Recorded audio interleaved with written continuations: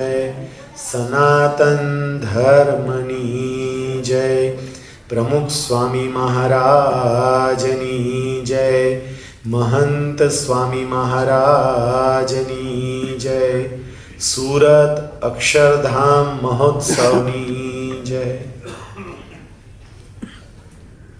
આજની આ સ્પિરિચ્યુઅલ કોન્ફરન્સમાં ઉપસ્થિત મહુવા શહેરના સૌ શ્રેષ્ઠીઓને હૃદયપૂર્વક જય સ્વામિનારાયણ.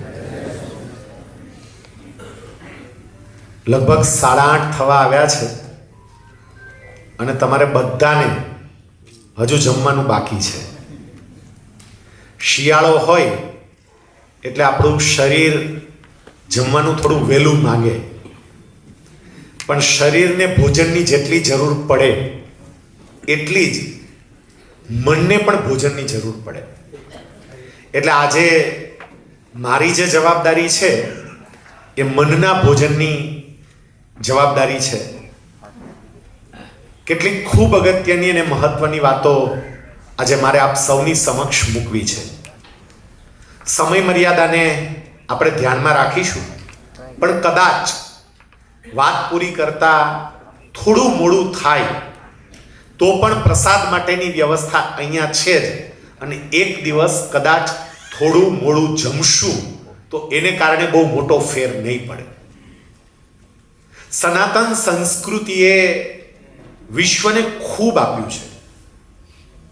આપણી સંસ્કૃતિનું શું મહત્વ છે એક નાની એવી વાર્તા દ્વારા મારે તમારી સમક્ષ એ મૂકવું છે. મારી જેમ એક વક્તા પ્રવચન કરવા માટે ગયા, સામે ઓડિયન્સમાં આપના જેવા બધા વિદ્વાનો બેઠા હતા.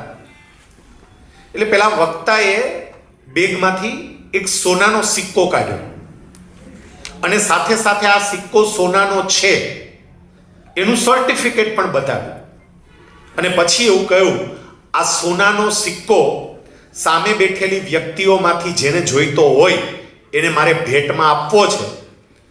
તમારામાંથી જેને સોનાનો સિક્કો મેળવવાની ઈચ્છા હોય એ હાથ ઊંચો કરો. એટલે બધાયના હાથ ઊંચા થયા. પછી આ વક્તાએ એ સોનાના સિક્કાને ટેબલ ઉપર મૂક્યો અને ટેબલ ઉપર મૂકી એના પર થૂક્યા, અને પછી એવું કહ્યું કે હવે તમારામાંથી જેટલાને આ સોનાનો સિક્કો જોઈતો હોય એ જરા હાથ ઊંચો કરો. બધા હાથ ઊંચા થયા. પછી વક્તાએ એ સોનાના સિક્કા પર હથોડી લઈ થોડા ટોંચા માર્યા. પછી એવું કહ્યું કે તમારામાંથી હવે જેને આ સોનાનો સિક્કો જોઈતો હોય એ હાથ ઊંચા કરો. બધાના હાથ ઊંચા. પોતાની સાથે થોડો કાદવ લાવેલા, એટલે કાદવ લઈ પેલા સોનાના સિક્કા ઉપર કાદવ છાંટ્યો. ફરી પાછો પ્રશ્ન કર્યો કે હવે જેટલાને આ સોનાનો સિક્કો જોઈતો હોય એ હાથ ઊંચો કરો. બધાના હાથ ઊંચા હતા. વક્તા આગળ કંઈ બોલવા જાય ને એ પેલા સામે બેઠેલા શ્રોતામાંથી એક વ્યક્તિએ ઊભા થઈને કહ્યું કે આ પ્રશ્નો પૂછવાનું રહેવા દો, તમે આ સિક્કો છે એના ઉપર કદાચ થૂંકો, એના ઉપર ટોંચા મારો, એના ઉપર કાદવ ઉછાળો, આમાંથી એક પણ હાથ નીચો થવાનો નથી, કારણ કે બધાને ખબર છે એ સિક્કો સોનાનો છે. અને સોનાનો સિક્કો હોય ને એના પર તમે થૂકો તોય ભલે, એના પર તમે ટોચો મારો તોય ભલે, અને એના ઉપર તમે કાદવ ઉછાળો તોય ભલે, એના મૂલ્યમાં ક્યારેય ફેરફાર થાય નહીં. આપણી સનાતન હિન્દુ સંસ્કૃતિ આ સોનાના સિક્કા જેવી છે. જેટલા લોકોએ એના પર થૂંકવું હોય એ થૂંકવાનો પ્રયત્ન કરે, જે કોઈએ એના ઉપર કાદવ ઉછાળવો હોય એ કાદવ ઉછાળવાનો પ્રયત્ન કરે, અને કોઈએ ટોંચા મારવા હોય તો ટોંચા મારવાનો પ્રયત્ન કરે, પણ એનું મૂલ્ય ક્યારેય ઘટવાનું નથી, કારણ કે આપણા આર્ષ દ્રષ્ટા ઋષિ મુનિઓએ આપણને એ જીવન પદ્ધતિ એવી આપી છે. આજે જ્યારે મારે આપ સૌની સમક્ષ સુખનું સરનામું આપવું છે, ત્યારે એ સુખનું સરનામું આપણા ઋષિ મુનિઓએ આપણને આપ્યું છે એ જ મારે તમને આપવું છે. આપનામાંથી મોટા ભાગની વ્યક્તિઓએ શ્રીમદ ભાગવત સપ્તાહનો લાભ લીધો હશે. આમાંથી કેટલાય તો એવા હશે કે જેમણે શ્રીમદ ભાગવત સપ્તાહ પોતાના આંગણે કરી હશે. બાકી સાંભળી તો છે જ આપણે. આજે હું તમને સુખનું સરનામું આ શ્રીમદ ભાગવતમાંથી જ આપવાનો છું. શ્રીમદ ભાગવતની જ્યારે આપણે વાત કરીએ ને એટલે તરત આપણને પરમ શ્રદ્ધેય, પરમ વંદનીય ડોંગરેજી મહારાજની સ્મૃતિ થઈ આવે. કેટલી અદ્ભુત રીતે આપણને એમણે ભાગવત કથાનું પાન કરાવ્યું છે. પણ ડોંગરેજી મહારાજ જે વાતો કરતા, શાસ્ત્રીજીઓ જે વાતો કરે, એ બધી અધ્યાત્મ વાતો હતી. જ્યારે આજે મારે શ્રીમદ ભાગવતમાંથી આપણને સૌને આપણા લૌકિક જીવનની અંદર ઉપયોગી થાય એ પ્રકારની વાતો કરવી છે. શ્રીમદ ભાગવતમાં 12 સ્કંદ છે અને સ્કંદ સંસ્કૃત શબ્દ છે. એનો અર્થ થાય છે ખભ્ભો. અલગ અલગ અર્થ થાય. એમાં સ્કંદનો એક અર્થ છે ખભ્ભો. માણસે જીવનમાં સુખી થવું હોય તો એ માટે ભગવાન વેદવ્યાસજીએ શ્રીમદ ભાગવતમાં અલગ અલગ 12 સ્કંદ આપ્યા છે, 12 ખભા આપ્યા છે. આ 12 ખભા આપણને સાચા અર્થમાં સુખનું સરનામું બતાવે છે. શ્રીમદ ભાગવત કથા 7 દિવસ ચાલે, પણ હું અહીંયા આપને જે વાત કહેવાનો છું એ 60 મિનિટમાં જ પૂરી કરીશ. એટલે આપણી આખી ભાગવત કથા 60 મિનિટમાં પૂરી થશે અને એ ભાગવત કથા દ્વારા આપણે સુખના 12 સરનામા પણ પ્રાપ્ત કરીશું. શ્રીમદ ભાગવત પ્રથમ સ્કંદ, અને પ્રથમ સ્કંદમાં વેદવ્યાસજીની પોતાની જ કથા આવે છે. વેદવ્યાસજી ખૂબ વિદ્વાન, ખૂબ હોશિયાર, કેટલા બધા શાસ્ત્રોનું એમને લેખન કર્યું, જ્ઞાની પણ ખૂબ હતા. અને આમ છતાં વેદવ્યાસજી એ અશાંતિનો અનુભવ કરતા હતા. અશાંતિ બહુ થાય. વેદવ્યાસજી નારદજી પાસે જાય છે અને નારદજીને એવું કહે છે કે નારદજી મેં આટલા શાસ્ત્રોની રચના કરી, હું બધું જ જાણું છું, આટલું જ્ઞાન છે, અને આમ છતાંય મને શાંતિ કેમ નથી થતી? અને એ વખતે નારદજી વેદવ્યાસજીને ઉપાય બતાવે છે કે ભગવાનના ભક્તોના ચરિત્રોનો ગ્રંથ રચો અને એનાથી તમને શાંતિ થશે. શ્રીમદ ભાગવતના પ્રથમ સ્કંદની અંદર એક આ કથા આવે અને એ કથા હવે આપણને શું શીખવે છે ને એ જરા સમજીએ. આ કથા આપણને એવું શીખવે છે કે જ્યારે માણસને પોતાના જ્ઞાનનો અહંકાર આવે ત્યારે અશાંતિ શરૂ થાય. જ્યારે એમને એવું લાગે કે મારે હવે કશું જ શીખવા જેવું નથી, ત્યારે વ્યક્તિ અશાંતિનો અનુભવ કરે. મિત્રો, એટલું યાદ રાખજો, આ જગતની અંદર અલગ અલગ પ્રકારના અહંકાર છે, અલગ અલગ પ્રકારના નશા છે. કોઈને રૂપનો નશો હોય, કોઈને સંપત્તિનો નશો હોય, કોઈને પદનો નશો હોય, એમ કોઈને જ્ઞાનનો નશો પણ હોય. અને આ બધા નશાઓમાં સૌથી ખતરનાકમાં ખતરનાક નશો હોય ને તો એ છે જ્ઞાનનો નશો. મને જ બધું આવડે, મને જ બધી ખબર પડે, મારા સિવાય બીજા કોઈને ખબર ના પડે. આ જ્ઞાનનો નશો આવે એટલે વ્યક્તિને અશાંતિ શરૂ થાય. વેદવ્યાસજી આપણને એવું કહે છે કે જરૂર પડે તો નારદ જેવી વ્યક્તિ પાસે જજો. મને મારા જ્ઞાનનો અહંકાર ન આવે, મને જ બધી ખબર પડે, એ વાતમાંથી હું બહાર આવું ને તો હું સુખનો અનુભવ કરી શકું.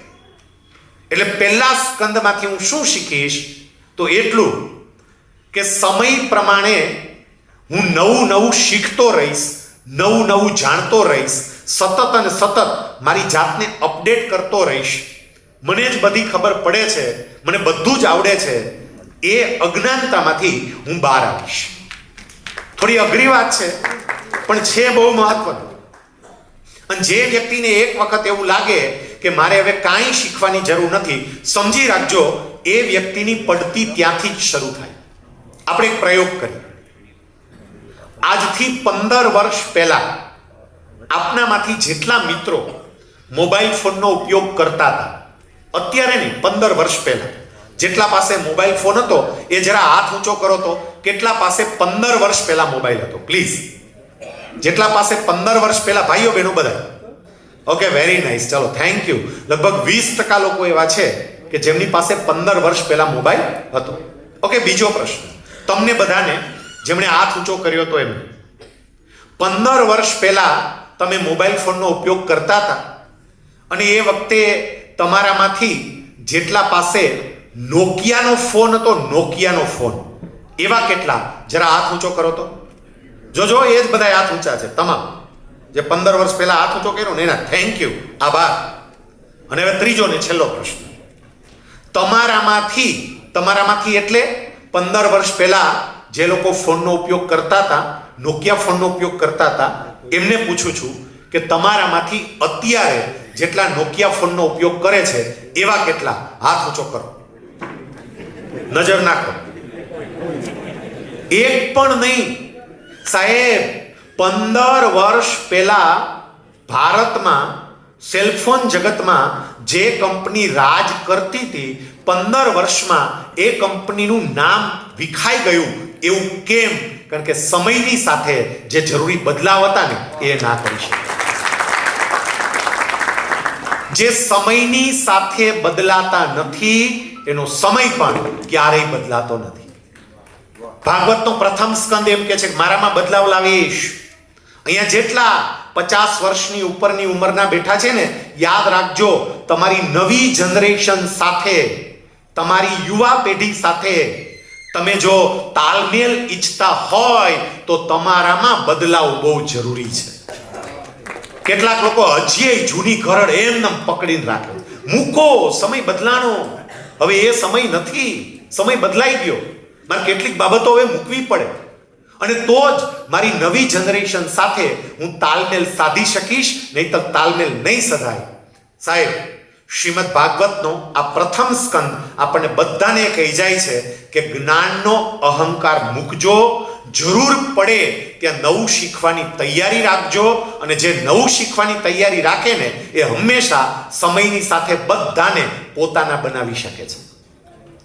દ્વિતીય સ્કંદ. બીજા સ્કંદની અંદર ખટવાંગ રાજાની કથા આવે છે. ઈશ્વાંકુ વંશમાં ખટવાંગ નામના એક રાજા થઈ ગયા. એક વખત દેવાસુર સંગ્રામ થયો, દેવો અને અસુરો વચ્ચેનું યુદ્ધ થયું. ખટવાંગ રાજા દેવતાઓને મદદ કરવા માટે એ યુદ્ધમાં ગયા અને ખટવાંગ રાજાની મદદને કારણે એ યુદ્ધ દેવતાઓ જીતી ગયા. યુદ્ધ પૂરું થયું, દેવતાઓ બહુ રાજી થયા અને પછી દેવતાઓ ખટવાંગ રાજાને એવું કહે છે કે તમારે જે જોઈએ એ વરદાન અમારી પાસે માંગો, તમને જે ઈચ્છા હોય એ અમારી પાસે માંગો, કારણ કે તમે અમને મદદ કરી છે. ખટવાંગ રાજા દેવતાઓને એવું કહે છે કે ખરેખર તમે આપવા માંગો છો? દેવતાઓ કે હા, જે જોઈએ એ માંગો. ખટવાંગ રાજા કે જો તમારે મને કંઈ આપવું જ હોય તો ખાલી મને એટલું કહી દો કે મારું મૃત્યુ ક્યારે છે. દેવતાઓએ કહ્યું કે માફ કરજો, પણ આ વાત કહી શકાય તેમ નથી. બીજું તમારે જે જોઈતું હોય એ માંગો. ખટવાંગ રાજાએ એવું કહ્યું તો મારે બીજું કશું જોઈતું નથી. જો કહી શકો તો માત્ર મારું મૃત્યુ ક્યારે છે એટલું કહો, બાકી કંઈ જોતું નથી.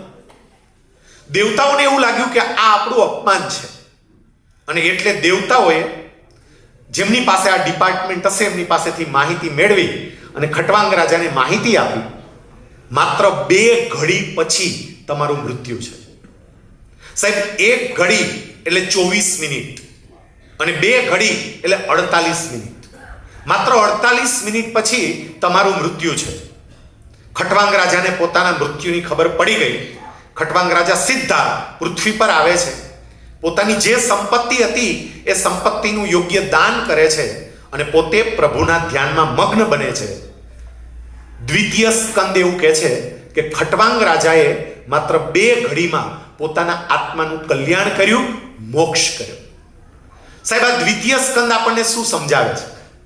દ્વિતીય સ્કંદ આપણને સુખનું સરનામું આપતા એવું કહે છે કે તમારી સંપત્તિ અને તમારો સમય એનો વિવેકપૂર્ણ ઉપયોગ કરતા શીખજો. જો સુખી થવું હોય તો મારી સંપત્તિનો મારે વિવેકપૂર્ણ ઉપયોગ કરવો પડે.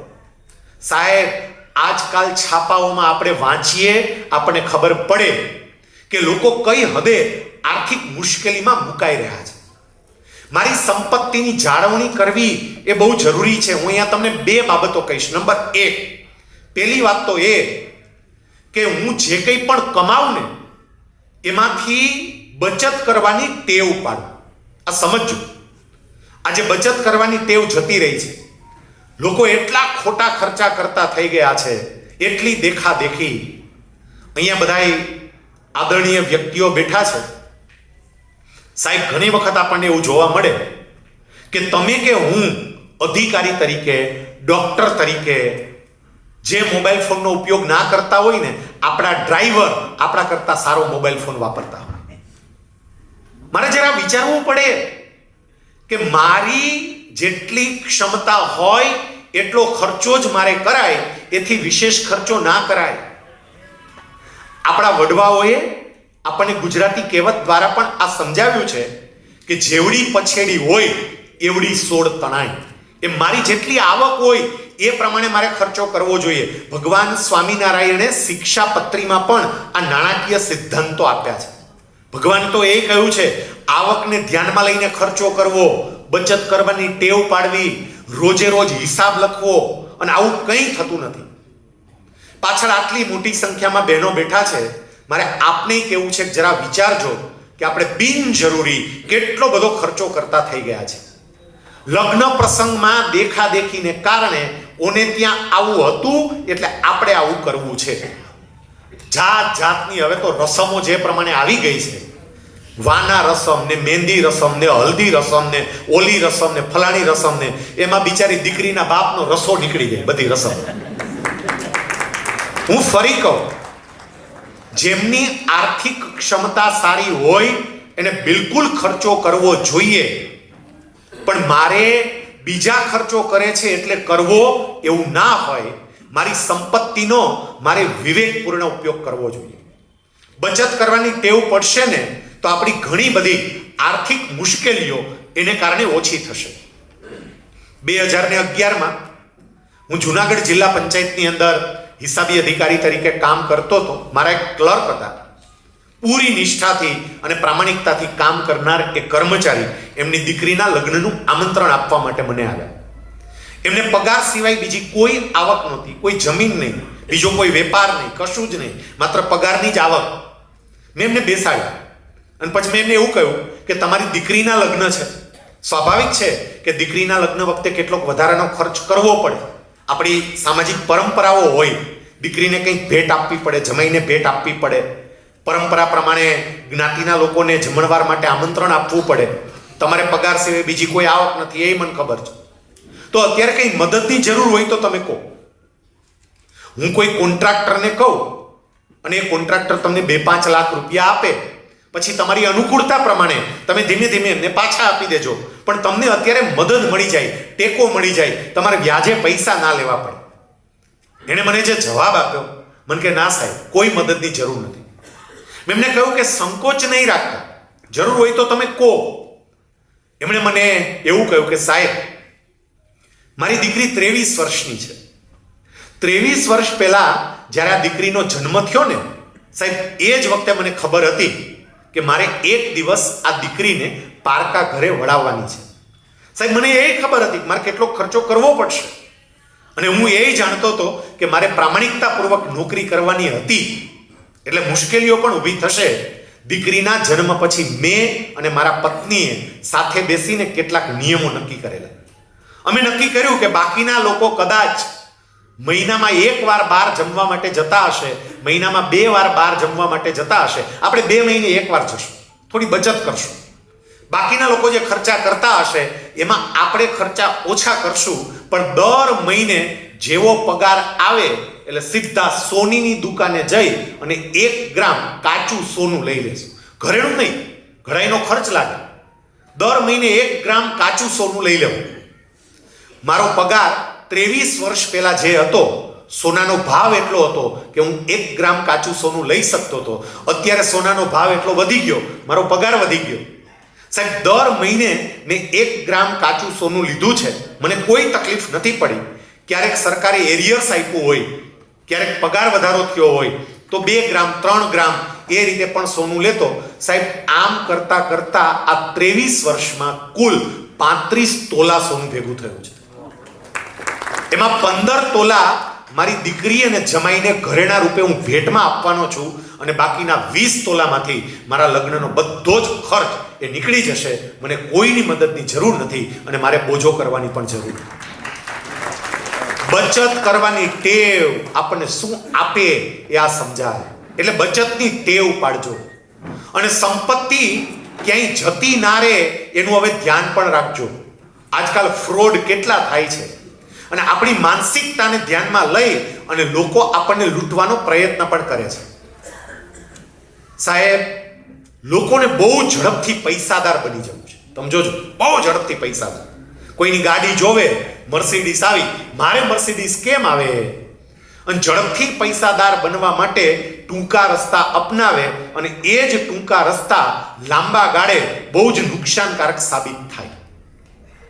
છાપાઓમાં લગભગ રોજ એકાદો કેસ એવો જોવા મળે કે વોટ્સઅપમાં શેર બજારની ટિપ્સ મળી અને ટિપ્સ પ્રમાણે ચાલુ કર્યું અને ભાઈનું બધુંય વહી ગયું. અમારા ડિપાર્ટમેન્ટના એક નિવૃત્ત અધિકારી બિચારા એકાઉન્ટ ડિપાર્ટમેન્ટના એકાઉન્ટ ઓફિસર નિવૃત્તિના 50 લાખ આવ્યા હતા, 43 લાખ વયા ગયા. અને એવા કેટલાયના જાય છે. શું કામ? એને કારણ કે મારી મનોવૃત્તિને કારણે મારે બહુ ઝડપથી કમાણી કરવી છે. મારે કલ્પનાતીત વળતર જોઈએ છે. હમણાં એક ગ્રુપનું બહુ છાપે ચડ્યું છે 6000 કરોડનું અને એટલું વળતર આપે. મહિનામાં 2%, મહિનામાં 3%, મહિનામાં 4%. સાહેબ શ્રીમદ ભાગવત આપણને એવું કહે છે કે મારી સંપત્તિનો વિવેકપૂર્ણ ઉપયોગ કરવું, મન ફાવે એમ નહીં. બીજું, મારા સમયનો પણ યોગ્ય ઉપયોગ કરવો. આજે આપણે સમયની દ્રષ્ટિએ પણ જુઓ કે આપણો સમય ક્યાં ક્યાં બરબાદ થઈ રહ્યો છે. 1.5 મહિના પહેલા એક સર્વે છાપાની અંદર એના સમાચાર આવ્યા. ભારતની અંદર રેન્ડમલી કેટલાક લોકોનો એમને સેમ્પલ સર્વે કર્યો કે એક વ્યક્તિ રોજ મોબાઈલ ઉપર કેટલો સમય વિતાવે છે. અને આંકડો શું આવ્યો તો 1.5 મહિના પહેલાનો છે. રોજના 3 કલાક મિનિમમ. અને હું તો કહું એ સર્વે હજી ખોટો છે. 3 કલાક નહીં, એથી વધારે સમય પ્રત્યેક વ્યક્તિ રોજ મોબાઈલ પર કાઢે છે. સાહેબ આપણો સમય ક્યાં જતો રહે છે જરા વિચારીએ. અત્યાર સુધી તો ભાઈઓ જ મોબાઈલમાં પડ્યા રહેતા હતા, હવે બહેનો પણ રીલ્સના રવાડે ચડી ગયા છે. આંગળીઓ ફેરવા જ કરે. ટેકનોલોજી છે, ઉપયોગ કરીએ, મસ્ત ઉપયોગ કરીએ, પણ વિવેકપૂર્ણ ઉપયોગ થાય એ બહુ જરૂરી છે. ભાગવતનો આ 2ય સ્કંદ ખટવાંગ રાજાની કથાના માધ્યમ દ્વારા આપણને એવું કહે છે કે મારી સંપત્તિ અને મારો સમય એ બંનેનો હું વિવેકપૂર્ણ ઉપયોગ કરીશ. 3ય સ્કંદ. 3જા સ્કંદમાં ભગવાન કપિલ દેવ અને માતા દેવહૂતિ વચ્ચેનો સંવાદ આવે છે. માતા દેવહૂતિ ભગવાન કપિલ દેવને જુદા જુદા પ્રશ્નો પૂછે છે માનવ જીવનની સાર્થકતા માટે અને ભગવાન કપિલ દેવ એના જવાબો આપે છે. એમાં એક શ્લોકમાં ભગવાન કપિલ દેવ સુખી થવા માટેનો એક રસ્તો બતાવે છે. માનવ જીવનને સાર્થક કરવા માટેનો એક રસ્તો બતાવે છે.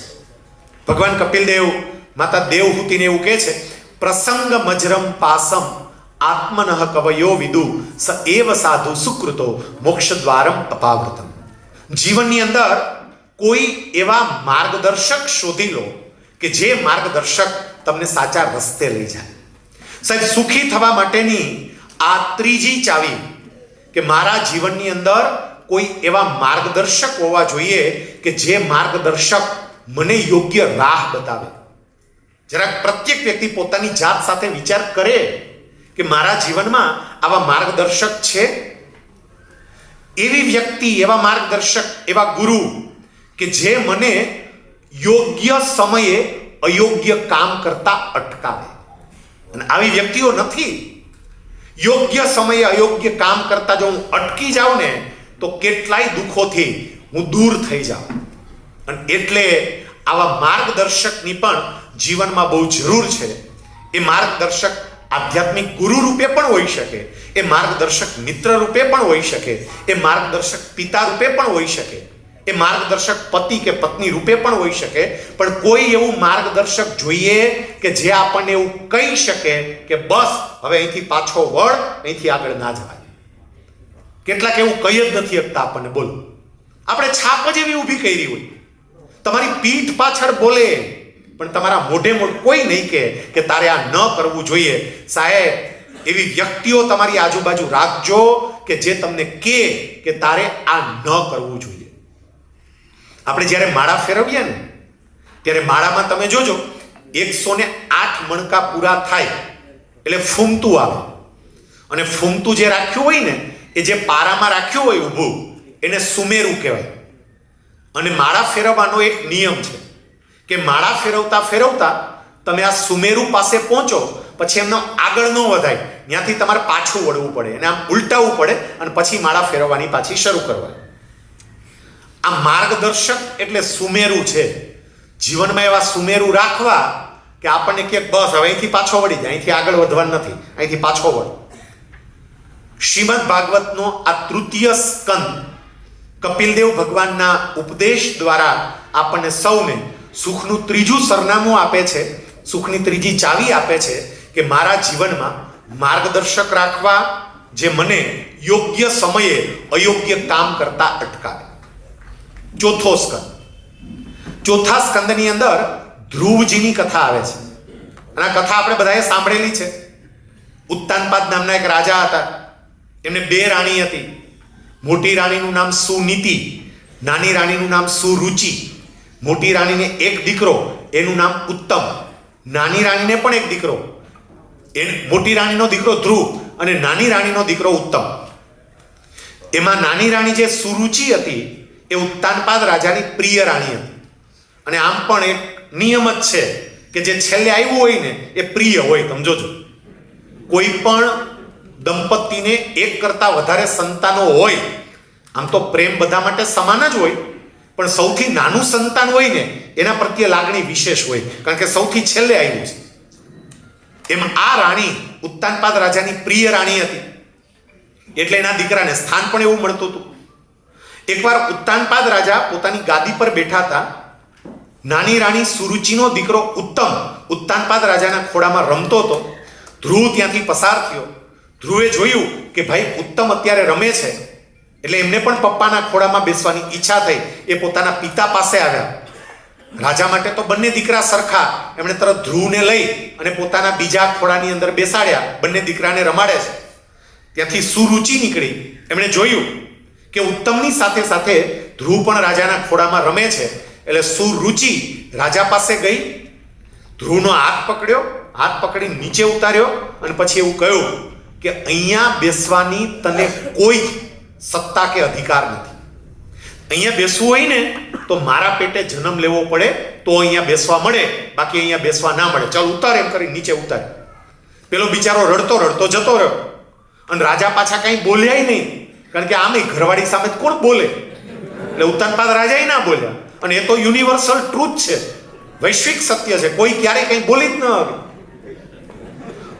ઉત્તમ બિચારો પેલો ધ્રુવ રડતો રડતો એની માતા સુનીતિ પાસે ગયો. સુનીતિ પાસે જઈને બધી વાત કરી.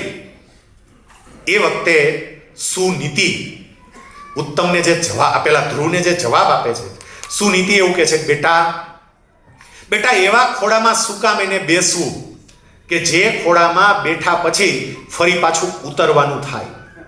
આપણે એવા ખોળામાં ના બેસીએ કે એક વખત બેઠા પછી ક્યારેય ઉતરવું જ ના પડે. ધ્રુવ એવું કે એવો ખોળો છે તો કે ભગવાનનો ખોળો. એક વખત ભગવાનના ખોળામાં બેસ બેટા, ક્યારેય ઉતરવું ના પડે. અને પછી ધ્રુવ તપ કરવા માટે જાય છે. નારદજી મંત્ર આપે છે, તપ દ્વારા ભગવાનને પ્રસન્ન કરે છે અને ભગવાન વિષ્ણુ ધ્રુવને અવિચળ સ્થાન આપે છે. આ ચોથા સ્કંદની કથા આપણને કહે છે શું? ચોથા સ્કંદની કથા આપણને પેરેન્ટિંગ સમજાવે છે. પેરેન્ટિંગ, એક માતા અને પિતાની ફરજ શું, એ ચોથો સ્કંદ સમજાવે છે.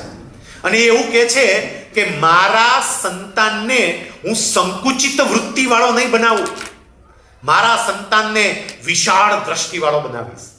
આ ધ્રુવની કથા પણ આપણને બધાને પેરેન્ટિંગ શીખવાડી જાય છે કે મારો સંતાન સ્વાર્થી ન બની જાય, મારો સંતાન સ્વકેન્દ્રી જીવન જીવતું ના થઈ જાય, એ માટે વાલી તરીકે, માતા પિતા તરીકે મારે વિચાર કરવો જોઈએ કે જે સુનીતિએ કહ્યું. સુનીતિએ એવું ના કહ્યું કે બેટા આના માટે તો આપણે કોર્ટમાં દાવો કરાય, બેટા કોર્ટમાં દાવો કરીએ, હાલો તો તું દીકરો છો એમ કઈ થોડું ચાલે બેટા, હાલો, એમ નહીં. એને કેટલી વિશાળ દ્રષ્ટિ આપી કે બેટા આમ નહીં તો આમ. એમ મારે મારા દીકરા અને દીકરીને અત્યારથી સંકુચિત વૃત્તિવાળા નહીં બનાવવા, એને વિશાળ દ્રષ્ટિ આપવી. સાહેબ, બીજાને મદદ કરે, બીજાના માટે જીવે એવા સિદ્ધાંતો અત્યારથી એના જીવનમાં આવે ને એવું કંઈક કરજો. કારણ કે આજકાલ અહીંયા કેટલા બધા શિક્ષક મિત્રો બેઠા છે, મારી સાથે સહમત થશે કે પેરેન્ટિંગના અભાવને કારણે આજકાલ બાળકોની અંદર લાગણી ઘટતી જતી હોય ને એવું આપણને સ્પષ્ટપણે દેખાય છે. ઇમોશન્સ ઓછા થતા જાય છે. પહેલા આપણે કોઈ પણ વ્યક્તિને દુઃખી દેખી અને આપણને જે તકલીફ પડતી હતી, આજે અપવાદોને બાદ કરતા બાળકો એવા થતા જાય છે કે બીજાને દુઃખી દેખી એને તકલીફ પડતી નથી. કારણ કે પેરેન્ટ્સ તરીકે, માતા પિતા તરીકે આપણે આપણા સંતાનોમાં લાગણીનું વાવેતર કરવાનું ચૂકી જઈએ છીએ. એની માર્કશીટ બહુ સારી બને એના માટેના આપણા પ્રયત્નો હોય છે. 99.99 PR સાથે બોર્ડમાં પહેલો નંબર લાવે એવા આપણા પ્રયત્નો હોય છે. પણ એના લાગણીના ખાતામાં પણ પ્રોપર બેલેન્સ આવે એવું વિચારવાનું રહી જાય છે. ઘણી વખત એવું બને, તમે જોજો, બાળક સ્કૂલે જતું હોય, એની મમ્મી એમને લંચ બોક્સ તૈયાર કરી દે અને પેલું બાળક લંચ બોક્સ લઈ અને સ્કૂલે જાય. હવે એમાંય કદાચ એકાદ દિવસ ડ્રાય ફ્રૂટ્સ હોય, બધું બદામ હોય ને કાજુ હોય ને, અત્યારે ધનુર્માસ ચાલે છે એમ એનોય ધનુર્માસ ઉજવવા માટે એનો બર્થડે હોય, માનો ને ચલો, અને બર્થડેના દિવસે થોડીક મસ્ત ચોકલેટ ને ડ્રાય ફ્રૂટ્સ ને કાજુ ને એનું નાનું બોક્સ ભરી દીધું. મેં મારા કાને સાંભળેલી વાતો છે ને એટલે હું કહું છું. અને એ વખતે ઘણી વખત મમ્મી એવું કે, જોજો બેટા તું બહુ ભોળો છો, કોઈ ખાઈ ન જાય, જોજે ભોળો પાછો બહુ, કોક લઈ જાય આમાંથી, આ બહુ કિંમતી કહેવાય, ધ્યાન રાખજે. મારે એ કહેવું છે કે સુનીતિનું જે પેરેન્ટિંગ છે ને એ તો એવું કહે છે કે કદાચ આવા સમયે દીકરાને એમ કહેવું જોઈએ, બેટા તું કદાચ ભૂખ્યો રહેજે પણ તારી સ્કૂલમાં જેને આ જોયું ન હોય ને આજે એને વેચીને આવજે, જેને જોયું નથી ને એને તું આપીને આવજે. બાળકોમાં લાગણી પહેલેથી ખીલતી જાય ને તો સાહેબ તમે કલ્પના નહીં કરી હોય એવા માનવો એ તૈયાર થશે. મારા મિત્રને મેં એક ટિપ્સ આપી હતી. મેં એમને એવું કહ્યું હતું કે એમાં મને મળવા માટે આવ્યા, મને કે શૈલેષભાઈ આ છોકરાઓમાં અત્યારથી આમ ઇમોશન્સ ક્રિએટ થાય એના માટે મારે શું કરવું જોઈએ. મેં એમને એટલું જ કહ્યું હતું કે એક કામ કરો, તમે છે ને દર મહિને એને 100 રૂપિયા આપો, ખાલી 100 જ રૂપિયા. 100 રૂપિયા તમને તો ભારે નહીં પડે.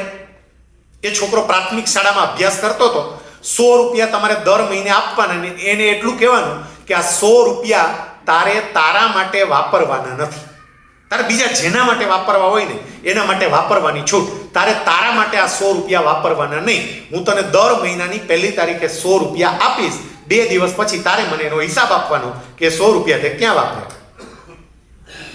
પહેલો મહિનો આવ્યો, એ ભાઈએ પોતાના દીકરાને 100 રૂપિયા આપ્યા. 2 દિવસ થયા, દીકરાએ કોઈ હિસાબ ન આપ્યો એટલે 2 દી વધારે રાહ જોઈ. 4 દિવસ થયા પછી એ ભાઈએ એક દિવસ દીકરાને બેસાડીને પૂછ્યું, બેટા ઓલા 100 રૂપિયા તને આપ્યા? કે હા પપ્પા. ક્યાં વાપરા? હિસાબ તો આપ, આપણે શરત હતી 2 દિવસમાં હિસાબ આપવાનો. છોકરો કે પપ્પા હું અત્યારે હિસાબ નહીં આપી શકું, હું તમને પછી હિસાબ આપીશ. આ ભાઈ કે કાંઈ વાંધો નહીં. બીજો મહિનો આવ્યો, ફરી પાછા 100 રૂપિયા આપ્યા. ફરી 2-4 દિવસ ગયા, પેલો છોકરો કઈ જવાબ ના આપે. આ ભાઈએ પાછો પૂછ્યું, બેટા હવે 200 નો હિસાબ બાકી છે. છોકરો કે પપ્પા મને ખ્યાલ છે, આપીશ. ત્રીજો મહિનો આવ્યો અને ત્રીજા મહિને ફરી પાછા 100 રૂપિયા આપ્યા. બીજા જ દિવસે ઓલો છોકરો આવ્યો અને એમણે એવું કહ્યું કે પપ્પા હવે મારે 300 નો હિસાબ આપવાનો છે. પેલા ભાઈ કે હા બેટા. એ કે પપ્પા તમે મને પહેલા મહિને 100 રૂપિયા આપ્યા ને, તમે એવું કીધું હતું કે તારે જ્યાં વાપરવા હોય ત્યાં વાપરવાની છૂટ, તું તારા માટે નહીં વાપરતો. તે પપ્પા આપણી સોસાયટીના વોચમેન દાદા ઓલા બેસે છે ને, એ જે બૂટ પહેરે છે ને એ તૂટી ગયા હતા સાવ. એટલે મને એવું થયું વોચમેન દાદાને બૂટ લઈ દો. મેં વોચમેન દાદાના બૂટના નંબર પૂછ્યા અને આપણે બાજુમાં ઓલા બૂટવાળાની દુકાન છે ને, ફૂટવેરવાળાની, ત્યાં હું લેવા માટે ગયો, પણ સારા બૂટ 100 રૂપિયા મળતા નહોતા. એટલે મારે રાહ તો જોવી ને. પછી તમે મને બીજા 100 રૂપિયા આપ્યા, તો 200 માં નહોતા આવતા, 280 રૂપિયાના આવતા હતા. એટલે ત્રીજા મહિનાના ભેગા થયા ને, હું બૂટ લઈ આવ્યો અને વોચમેન દાદાને આપ્યા છે. વોચમેન દાદા પપ્પા બહુ રાજી થયા છે. સાહેબ, હું એટલું કહી શકું કે આ દીકરો ભવિષ્યમાં કોઈને મદદ કરે કે ના કરે, કોઈનું છીનવી તો નહીં લે કદાચ, કારણ કે અત્યારથી એનામાં લાગણીના બી રોપાણ. આ ચોથો સ્કંદ આપણને એ કહે છે કે બાળકોને લાગણીશીલ બનાવજો, એ વધારે વિચારતા થાય, મોટું વિચારતા થાય. વસુધૈવ કુટુંબકમ, આખું જગત મારો પરિવાર છે, એવો વિચાર એનામાં આવે ને, એવું કંઈક કરજો. પાંચમો સ્કંદ. પાંચમા સ્કંદની અંદર જે કથા આવે છે એ રહુગણ રાજા અને જડ ભરતની કથા આવે છે. જડ ભરત એટલે ભરતજીનો અવતાર, મૃગલામાં બંધાણા અને પછી જુદા જુદા અવતાર લેવા પડ્યા. રહુગણ નામના એક રાજા હતા અને એ રાજા ક્યાંય બાર યાત્રાએ જતા હશે. એ વખતે વાહનો તો હતા નહીં, પાલખીમાં જાય. એના 4 સેવકોએ પાલખી ઉપાડેલી, એમાં એક સેવક બીમાર પડ્યો, એનાથી ચાલી શકાય એમ નહોતું. એટલે એની જગ્યાએ કોઈ નવી વ્યક્તિને રાખવી પડે એમ હતી. એ જ્યાંથી પસાર થતા હતા ત્યાં જડ ભરત બેઠા હતા. જડ ભરત એ પાગલ અવસ્થામાં જીવન જીવતા હતા અને ત્યાં બેઠા હતા, શરીર એકદમ હુષ્ટપુષ્ટ. અને આમે તમે જોજો, જે લગભગ મંદ બુદ્ધિ ના હોય ને, એનું શરીર બહુ સારું, એમનું શરીર બહુ સારું.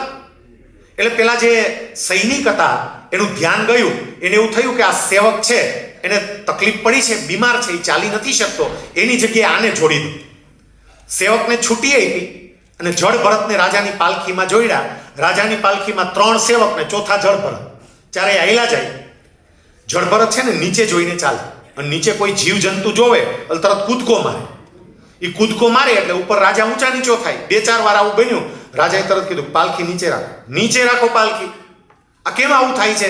અત્યાર સુધી બરોબર ચાલતું હતું, હવે ઉછળકૂદ થાય છે.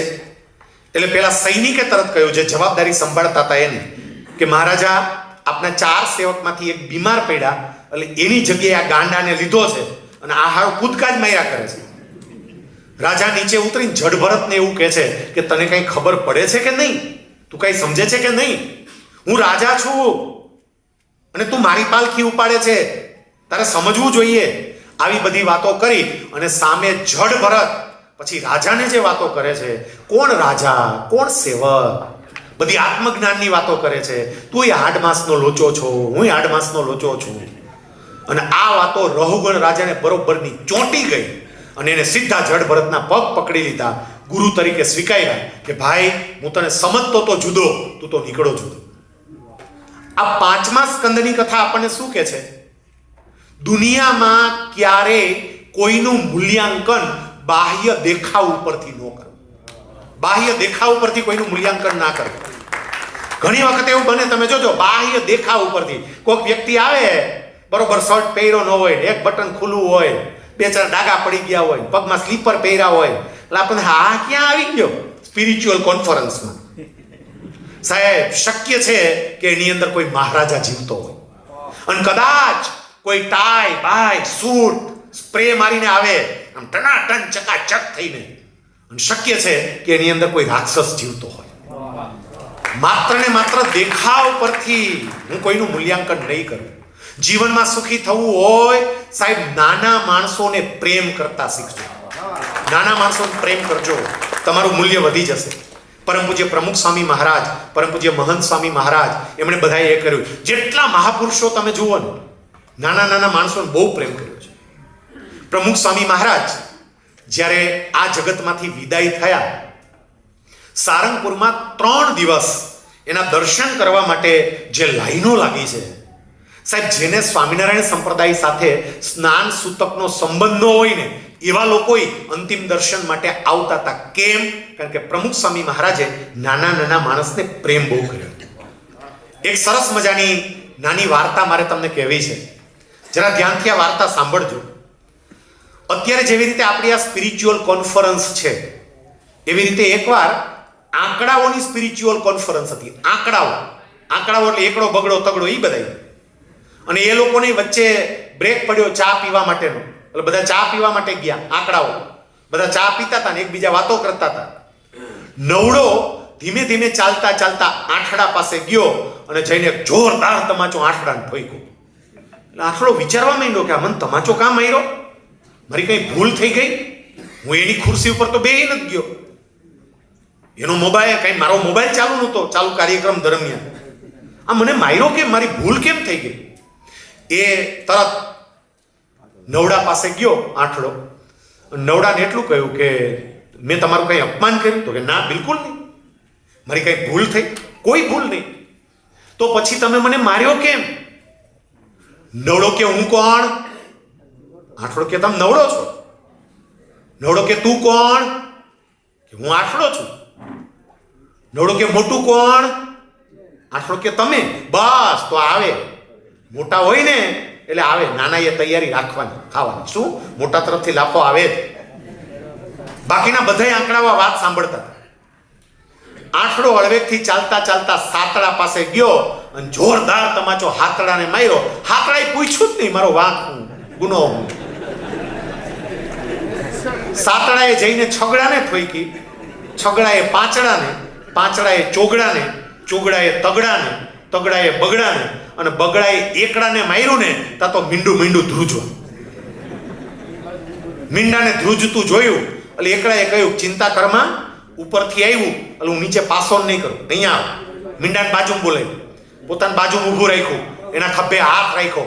હતો એકડો પણ મીંડાને બાજુમાં ઊભો રાખ્યો ને મૂલ્ય 10 ગણું વધી ગયું, સીધા 10 થઈ ગયું. મીંડા જેવા માણસોને જો બાજુમાં ઊભા રાખતા શીખીએ ને તો આપણું મૂલ્ય 10 ગણું થાય. મીંડાને દૂર નહીં કરવાના, મીંડાને બાજુમાં રાખવાના.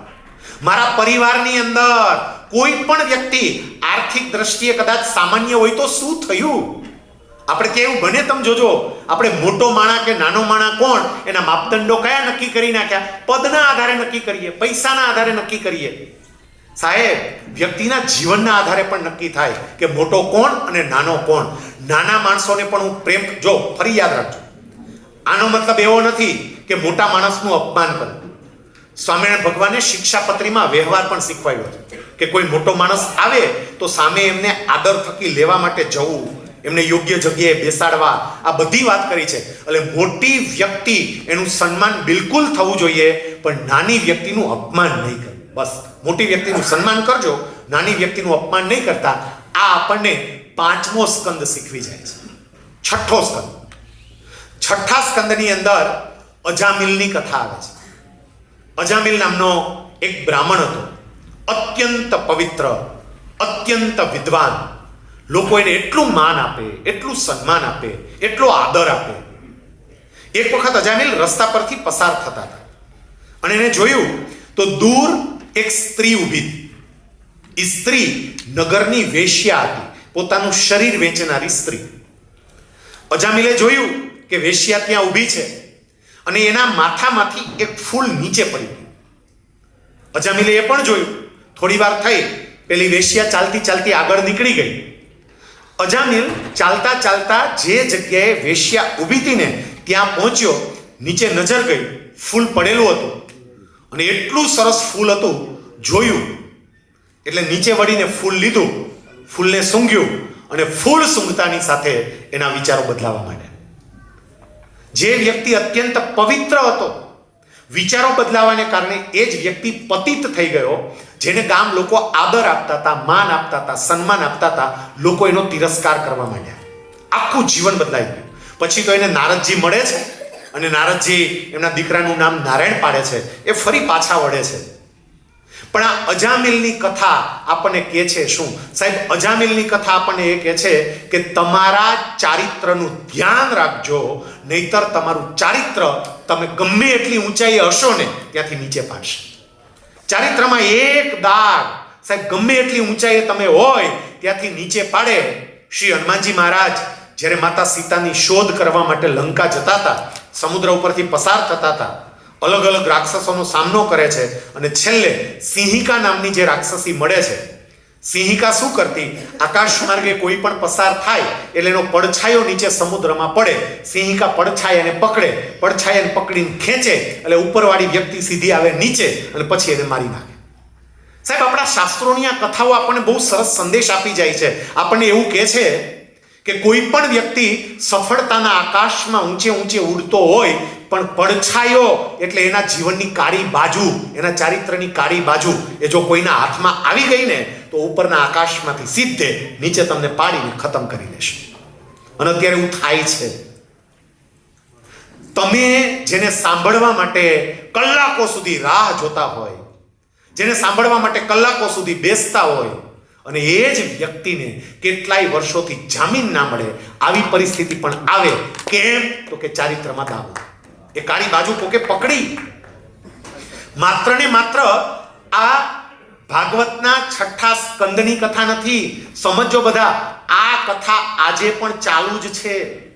વેશ્યાના માથામાંથી ફૂલ આજે પણ પડે છે. રીત ખાલી બદલાઈ ગઈ. ઇન્સ્ટાગ્રામ, ફેસબુક વગેરે જેવા સોશિયલ મીડિયામાંથી, કોઈ અજાણ્યા પ્રોફાઇલમાંથી જેનો મસ્ત અને ટન ચકાચક હેન્ડસમ ફોટો હોય એમાંથી ફ્રેન્ડ રિક્વેસ્ટ આવે એટલે સમજો કે આ વેશ્યાના માથામાંથી પડેલું ફૂલ છે. જો સૂંઘવા ગયા તો ગયા. કેટલાય ગયા છે, કેટલાય બોલતા નથી, છાપામાં આવે જ છે. સાહેબ, આજે પણ 6થો સ્કંદ આપણને કહે છે કે ચેતીને રહેજો, કારણ કે ત્યારે થતું એવું નહીં, આજે થાય છે. પદ્ધતિ ખાલી બદલાઈ ગઈ છે. મારે મારા ચારિત્રનું ધ્યાન રાખવું પડે, કારણ કે મારું ચારિત્ર મારી સૌથી મૂલ્યવાન મિલકત છે. આપણે એ અંગ્રેજીની કહેવત વારે વારે બોલતા પણ હોઈએ છીએ, if wealth is lost nothing is lost, if health is lost something is lost, but if character is lost everything is lost. એટલે 6થો સ્કંદ આપણને એમ કહે છે કે મારા ચારિત્રનું ધ્યાન રાખીશ, કોઈ મારા ચારિત્ર સાથે રમી ન જાય ને એની તકેદારી રાખીશ. અને હું ફરી આપને હાથ જોડીને કહું છું કે આજના આ સોશિયલ મીડિયાના સમયમાં આપણા ચારિત્ર સાથે રમત રમવી એ બહુ સહેલી વાત છે, કારણ કે આખરે આપણે બધા માણસ છીએ. જો ઋષિ મુનિ પણ લપસી જતા હોય તો તમે કે હું આપણે કઈ વાડીના મૂળા છીએ કે આપણે ના લપસીએ. એટલે ચારિત્રનું ધ્યાન રાખ. 7મો સ્કંદ. 7મા સ્કંદની અંદર પ્રહલાદજીની કથા આવે. પ્રહલાદજીનો જન્મ રાક્ષસ કુળમાં થયેલો. રાક્ષસ કુળમાં એનો જન્મ. એમના પિતા રાક્ષસ, એમની આસપાસ બધા રાક્ષસ, એના પરિવારજનો રાક્ષસ, બધાની વૃત્તિ રાક્ષસી.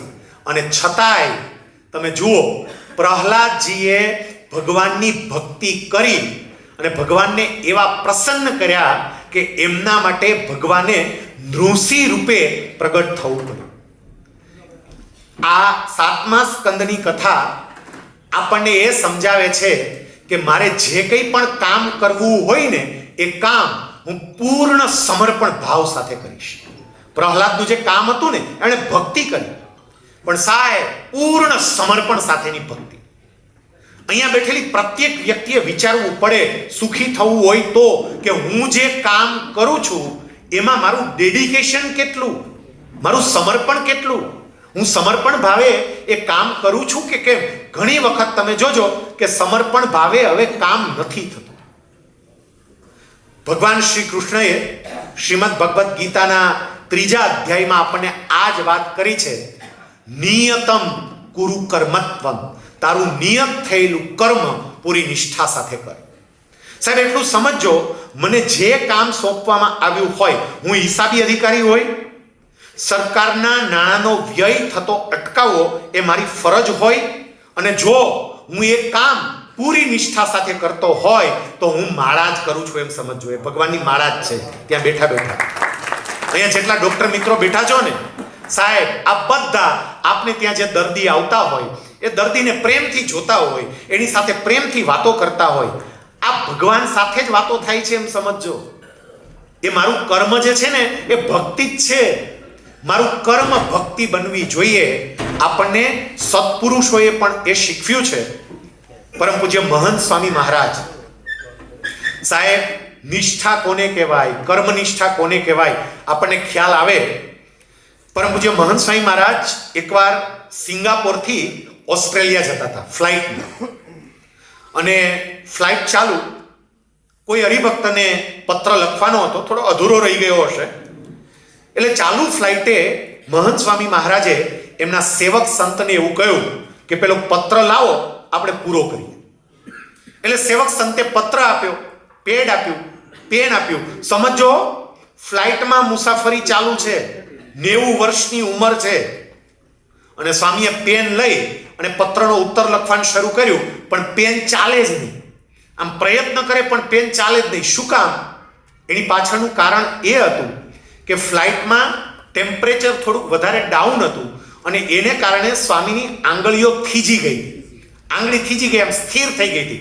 એક તો ઉંમર, અને ઉંમરને કારણે મસલ્સ પણ ઓછા કામ કરતા હોય, અને એમાં પાછી ઠંડી, એટલે આંગળી એકદમ થીજી ગઈ. આમ પેન પકડી પણ આમ પેન ચાલી ના શકે. સેવક સંતે આ તરત સ્થિતિ જોઈ એટલે એમને કહ્યું કે બાપા, નહીં લખી શકાય, અત્યારે રહેવા દો, આપણે ઓસ્ટ્રેલિયા પહોંચી અને આ પત્રનો જવાબ આપીશું. સ્વામી એનો જે જવાબ આપે છે, સ્વામી કે ના, જેને પત્ર લખ્યો હોય એ જવાબની રાહ જોતા હશે ને, ત્યાં પહોંચીએ તો સીધો પત્રનો જવાબ એમને પહોંચી જશે, એટલે અત્યારે જ લખવો છે. સંતો કે પણ સ્વામી આપની આંગળી ઠીંગરાઈ ગઈ છે. સ્વામી કે આનો કંઈક ઉપાય કરીએ. મિત્રો, ચાલુ ફ્લાઇટમાં પેલું જે ગરમ પાણી આવે, એ ગરમ પાણી એક બાઉલમાં લીધું, પછી એમાં નેપકિન બોળ્યું, નેપકિન બોળી અને આંગળી ઉપર નેપકિન રાખ્યું ગરમ પાણી વાળું, એટલે પછી આંગળીમાં મસલ્સ થોડાક રિલેક્સ થયા, અને પછી પેન પકડી અને એમને પત્ર પૂરો કર્યો. જરા વિચાર કરો, આપણે લખેલા પત્રોના આ સત્પુરુષો કેવી રીતે જવાબ આપે છે. હું જે કંઈ પણ કામ કરું પૂરી નિષ્ઠા સાથે કરું. એટલું યાદ રાખીએ કે મંદિરમાં જઈ અને હું ભગવાનની ભક્તિ કરતો હોય, પણ મારા કર્મના સ્થાને જઈ અને હું કામચોરી કરતો હોય ને, તો કદાચ ભગવાનને મારી એવી ભક્તિ પસંદ પણ નથી. કર્મના સ્થાને જઈને કામચોરી કરું અને વાં જઈને ભગવાનની ભક્તિ કરું. ભગવાનની ભક્તિ બહુ જરૂરી છે, આગળ એ વાત આવશે, પણ મારું કામ એ પણ એટલું જ અગત્યનું છે. જેટલા બહેનો બેઠા છો, પ્રત્યેક બહેનોએ પણ જરા આ વિચારવું કે મારું જે કામ છે એ કામ હું પૂરી નિષ્ઠા સાથે કરીશ. આ 7મો સ્કંદ આપણને બધાને શીખવે છે. 8મો સ્કંદ. 8મા સ્કંદમાં ગજેન્દ્ર મોક્ષની કથા આવે છે. એક હાથી પાણી પીવા માટે સરોવરમાં ગયો. પાણી બહુ સારું હતું એટલે સ્નાન કરવા માટે સહેજ ઉતર્યો. મગરે એનો પગ પકડ્યો.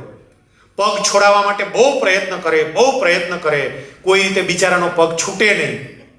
પ્રયત્ન પોતાના જેટલા થઈ શકે એટલા કરી લીધા. છેલ્લે કમળ જોયું એટલે કમળને લઈ સૂંઢથી ઊંચું કર્યું અને ભગવાન વિષ્ણુને પ્રાર્થના કરી કે મેં મારાથી બનતા બધા જ પ્રયત્નો કરી લીધા છે, હવે આપ મદદ કરવા માટે આવો. ભગવાન વિષ્ણુ ત્યાં આવ્યા. પેલા મગરમચ્છના પગમાંથી આ હાથીનો મોઢામાંથી હાથીનો પગ છોડાવ્યો અને ગજેન્દ્રનો મોક્ષ કર્યો. આ 8મા સ્કંદમાં કથા આવે છે. આનો અર્થ શું? આપણે શું સમજવા? 8મો સ્કંદ આપણને એવું કહે છે કે પ્રત્યેક વ્યક્તિ યોગ્ય પુરુષાર્થ કરે, યોગ્ય મહેનત કરે, પણ માત્ર ને માત્ર મહેનત કદાચ પરિણામ ના આપે. પરમાત્માની કૃપા પણ એટલી જ જરૂરી છે. પણ કૃપા ત્યારે જ થાય જ્યારે વ્યક્તિ મહેનત કરે.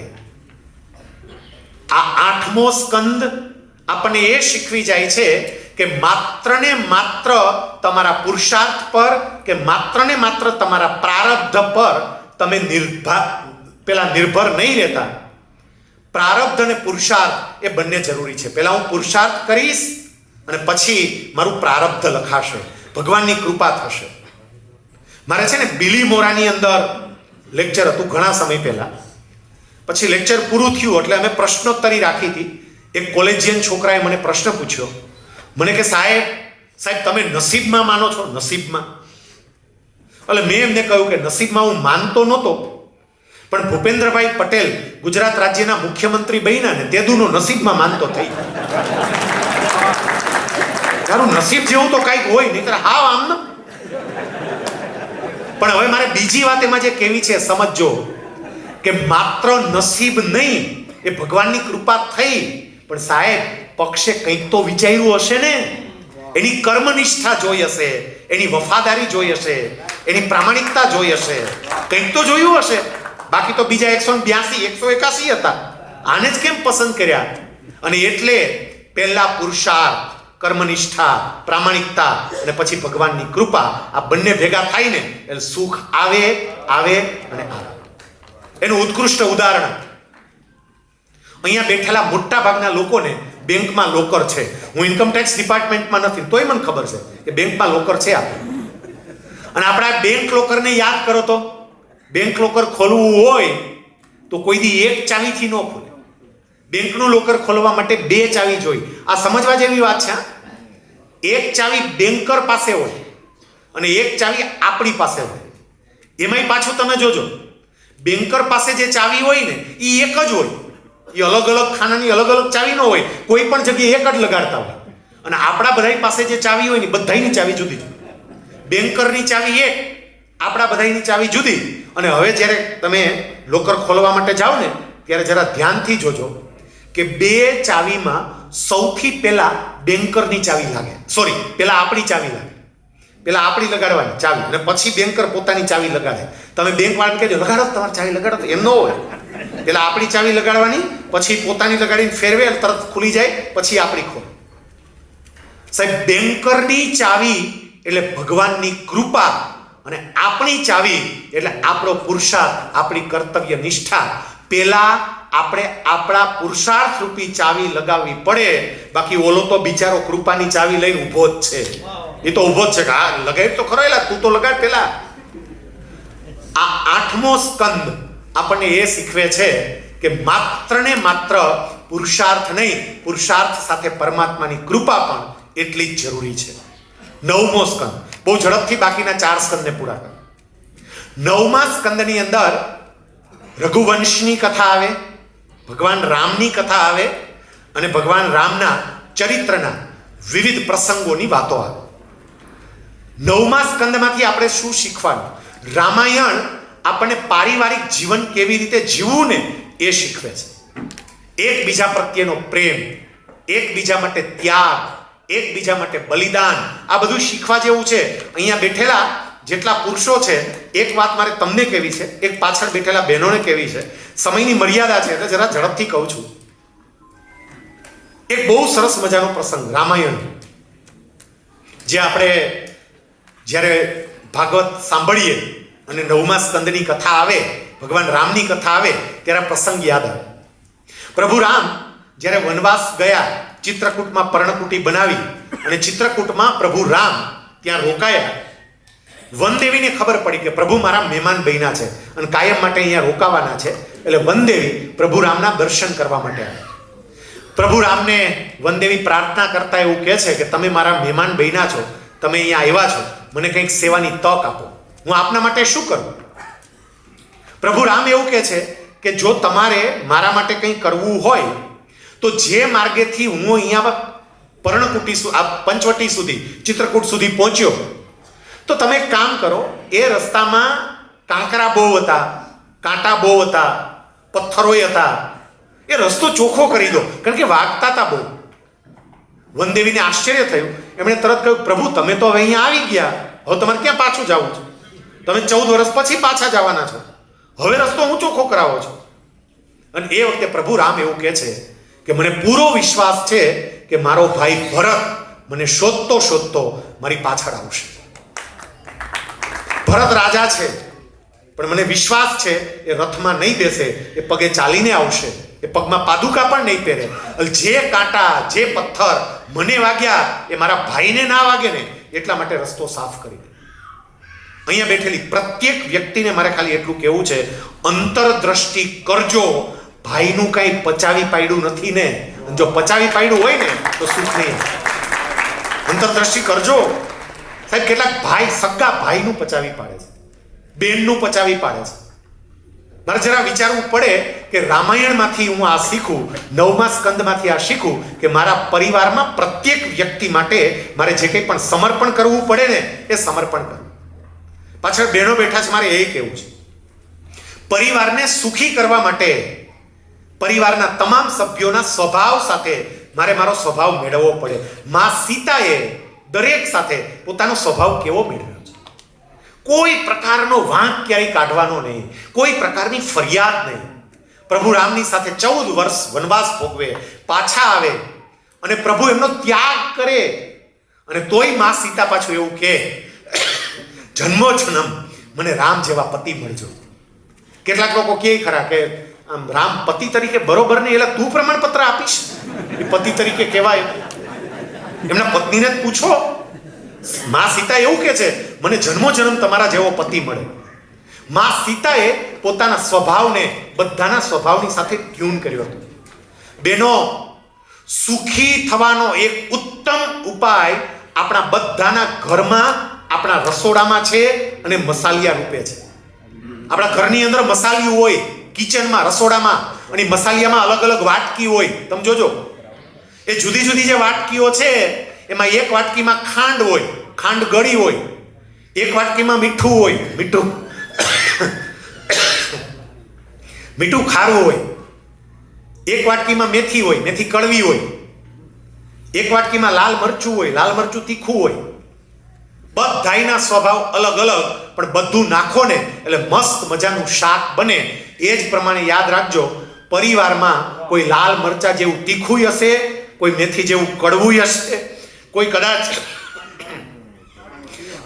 ના, જરૂર નથી, કોઈ કદાચ મીઠા જેવું ખારું હશે અને કોઈ ખાંડ જેવું ગળ્યું હશે. બધાને સ્વભાવ સાથે સ્વીકારો. પરમ પૂજ્ય પ્રમુખ સ્વામી મહારાજના જીવનનો આ પ્રસંગ સાહેબ આપણને બધાને બદલી દે, જો આ એક પ્રસંગ આપણે સમજી શકીએ અને આત્મસાત કરી શકીએ. પ્રમુખ સ્વામી મહારાજ એકવાર સંતો સાથે બેઠા હતા. 10-12 સંતો વચ્ચે પ્રમુખ સ્વામી બેઠા છે, કોઈ વિષય ઉપર વાત ચાલે છે. બરાબર એ જ વખતે કોઈનો ફોન આવ્યો, એટલે સેવક સંતે પ્રમુખ સ્વામી મહારાજને એક કોડલેસ ફોન આપ્યો. સ્વામી ફોન પર વાત કરતા હતા. સ્વામીને ખબર પડી ગઈ કે સામે છેડે જે ભાઈ છે એ ભાઈને કંઈ ખાનગી વાત મારી સાથે કરવી છે. એટલે સ્વામી વાત કરતા કરતા પોતાની જગ્યાએ ઊભા થયા. નીચે બેઠા હતા ત્યાંથી ઊભા થયા, બાજુના રૂમમાં જતા રહ્યા. બાજુના રૂમમાં જઈ 5-7 મિનિટ વાત કરવાની હશે, વાત કરી પાછા આવ્યા. પેલા સંતો બધા બેઠા ત્યાં આવીને સ્વામી પાછા બેસી ગયા અને ફરી પાછી વાતો ચાલુ થઈ. ત્યાં જે સંતો બેઠા હતા ને એમાંથી એક સંતે એવું કહ્યું, બાપા ફોન આવ્યો તો તમે ઊભા થઈને શું કામ જતા રહ્યા? બાપા તમે ગુરુ છો, સંસ્થાના પ્રમુખ છો, તો તમારે અમને બધાને ના કહેવાય અમે અહીંથી જતા રહે? તમારે થોડુંક ઊભું થવાય. અને પ્રમુખ સ્વામી એ વખતે બહુ સરસ જવાબ આપ્યો. એમણે એવું કહ્યું હતું, તમે 10-12 જણા હતા, તમને 10-12 ને ખસેડું એના કરતા હું એક ખસી જાઉં તો એમાં ખોટું શું?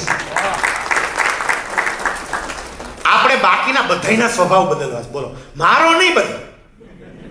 સુખી થવું હોય તો મારો સ્વભાવ બદલ. દસમ સ્કંદમાં ભગવાન કૃષ્ણના જીવન ચરિત્રની વાતો આવે. ભગવાન કૃષ્ણના બધા પ્રસંગો આવે. 5 મિનિટમાં જ પૂરું કરશું. અહીંયા મારે ખાલી એટલું કહેવું છે, ભગવાન કૃષ્ણનું આખું જીવન ચરિત્ર તમે જોજો.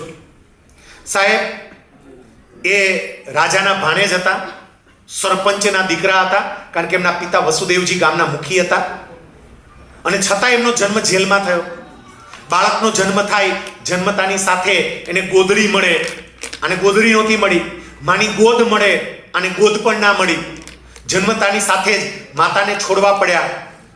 જ્યાં ગયા ત્યાં બાળપણમાં રાક્ષસો સાથે લડાઈ કરવાની, પોતાના જીવનનો પ્રેમ રાધા એમનો ત્યાગ કરવાનો, મામા કંસને મારવાના, કેટલા બધા પ્રશ્નો સાહેબ. સામાન્ય રીતે કોઈ પણ માણસના લગ્ન થાય અને વરરાજો બને એ દિવસે તમે એની ઝાકમજોડ જોજો. એક દિવસ માટે વરરાજો, ભલે આખી જિંદગી એને જે કરવું પડે, પણ એ દિવસે તમે એની સ્થિતિ જોજો સાહેબ. ભગવાન કૃષ્ણ પોતાના લગ્નનો આનંદ પણ લઈ નથી શક્યા. એને રૂક્ષ્મણીજી સાથે ભાગીને લગ્ન કરવા પડ્યા. પોતાના લગ્નનો આનંદ નહીં, બેન સુભદ્રાને પરણાવવાનો આનંદ પણ નહીં, કારણ કે એમને પણ અર્જુન સાથે ભગાડીને લગ્ન કરવા પડ્યા. અને એક ભીલ બાણ મારે અને પોતે દેહ ત્યાગ કરે. સાહેબ એમના જન્મથી શરૂ કરી અને આ જગતમાંથી વિદાય લેવા સુધીના પ્રસંગો તમે જુઓ. કેટલી બધી તકલીફ, કેટલી બધી મુશ્કેલીઓ, અને છતાંય ભગવાન કૃષ્ણનો એક પ્રસંગ એવો લાવીને મને બતાવો કે રડતા હોય. રડતા કૃષ્ણનો એક પ્રસંગ લાવીને બતાવો. ચાલો. હા, આજની સિરિયલોમાં રડાવે, એ તમને કહી દઉં પાછા. ઘણા કે અમે જોઈ હતી શ્રી કૃષ્ણ સિરિયલ, એમાં રોતા હતા. એ નહીં. ભગવાન કૃષ્ણના જીવનની જે વાતો લખાયેલી છે, પછી મહાભારત હોય, શ્રીમદ ભાગવત હોય, શ્રી હરિવંશ હોય, વિષ્ણુ પુરાણ હોય, લાવો તમામ ગ્રંથને, એક પ્રસંગ એવો લાવો કે કૃષ્ણ રડતા હોય. સાહેબ, આ દસમ સ્કંદમાંથી આપણે એ શીખવાનું છે, જીવન છે, પ્રશ્નો તો આવશે. જો પ્રશ્નો આવે, ભગવાનના જીવનમાં પ્રશ્નો આવે, તો મારા જીવનમાં તો આવે જ. રડવું નહીં, બહુ રો નહીં કરવું, બહુ દુઃખ બીજે કે નહીં કરવા. કેટલાકની ટેવ જ હોય, દુઃખને એમ્પ્લિફાય કરે. બોલો, એમ્પ્લિફાય મોટા કરે. એ થયું હોય સાવ નાનું, પણ 5 જણાને એટલી મોટી વાતો કરે, આપણને એમ થાય આને જ બધું દુઃખ છે જિંદગીમાં. સાહેબ, આ જગતની અંદર અત્યારે કેટલીય વ્યક્તિઓ કૃષ્ણ જેવું જીવન જીવનારા પણ આપણને જોવા મળે. અનેક સમસ્યાઓ, અનેક પ્રશ્નો, અને છતાંય હસતા હસતા જીવતા. અને ભગવાન એના ઉપર રાજી પણ થાય. આ દસમ સ્કંદ આપણને એ કહે છે કે હું હંમેશા જે કંઈ પણ દુઃખો આવે એ દુઃખોનો સ્વીકાર કરીશ. અઘરું છે, મુશ્કેલ છે, અશક્ય નથી, ભગવાનને એ વખતે યાદ કરીશ. એકાદશ સ્કંદ. એકાદશ સ્કંદમાં ભગવાન કૃષ્ણ અને ઉદ્ધવ વચ્ચેનો સંવાદ આવે છે. એમાં ઉદ્ધવજી ભગવાન કૃષ્ણ એવું પૂછે છે કે પ્રભુ, અમારે આપને મળવું હોય તો અમે આપને ક્યાં મળીએ? આપને મળવું હોય તો ક્યાં આવું? આપને મળવાનું કોઈ સ્થળ ખરું? અને એ વખતે ભગવાન ઉદ્ધવજીને પોતાનું વિઝિટિંગ કાર્ડ આપે છે. મને ક્યાં મળવું, પોતાનું સરનામું કહે છે. અને ભગવાન એમાં શું કહે છે ખબર? એકાદશ સ્કંદમાં, હું યોગ, યજ્ઞ, વ્રત, દાન, તપ આદિક સાધને કરીને જેવો રાજી થાવ છું, એના કરતા સત્સંગે કરીને વિશેષ રાજી થાવ છું. મતલબ કે ભગવાનને મેળવવા હોય તો જ્યાં સત્સંગ થતો હોય ને, ત્યાં ભગવાન આપણને ચોક્કસપણે મળે. અને સત્સંગનો અર્થ થાય સારી વ્યક્તિનો સંગ. સત્સંગ એટલે સારી વ્યક્તિનો સંગ. જ્યાં સારી વ્યક્તિનો સંગ થાય ને, ત્યાં ભગવાન હોય જ. અને આ વાતને ગોસ્વામી તુલસીદાસજી પણ દોહરાવે છે. હનુમાન ચાલીસામાં ગોસ્વામી તુલસીદાસજી એવું કહે છે, કુમતિ નિવાર સુમતિ કે સંગી. કુમતિ નિવાર, દુર્બુદ્ધિ દૂર કરનારા, અને સુમતિ કે સંગી, જેના વિચાર સારા છે એની સાથે રહેનારા છે. એકાદશ સ્કંદ આપણને એવું કહે છે કે સુખી થવું હોય ને તો આપણી આસપાસ સારી વ્યક્તિઓ રાખવી. ગામના ઉતારની આજુબાજુ બહુ આટા ન મારવા. કેટલાક લોકો જોજો એની ચાળ પકડીને આટા માર્યા કરે. એ ક્યારે તમને પાટું મારીને એક બાજુ નાખી દે ને, એ નક્કી નહીં. એ સમજજો, સારી વ્યક્તિઓને બાજુમાં રાખવી.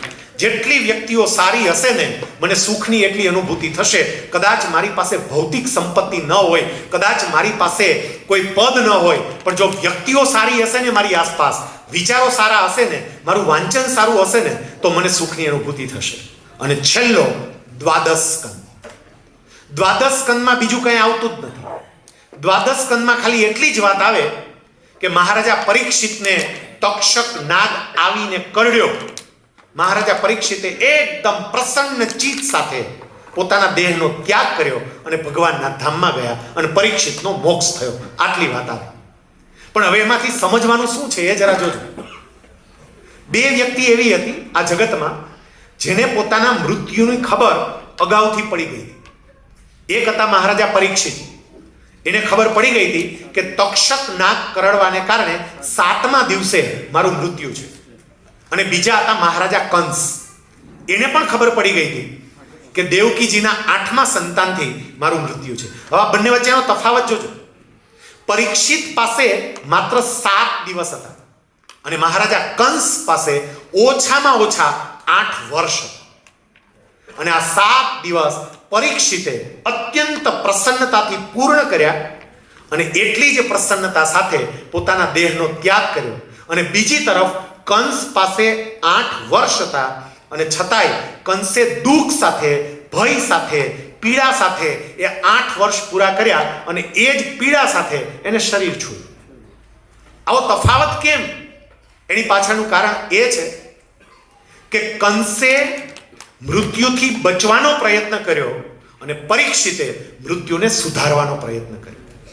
મૃત્યુથી ક્યારેય કોઈ બચી ના શકે, મૃત્યુને સુધારી શકાય. બચી ના શકાય ક્યારેય. જે મૃત્યુથી બચવાનો પ્રયત્ન કરે ને એ દુઃખી જ થાય, સમજ. પણ જે મૃત્યુને સુધારવાનો પ્રયત્ન કરે એ સુખી થાય. અને મારું મૃત્યુ સુધરે કેવી રીતે? સત્પુરુષના સંગથી.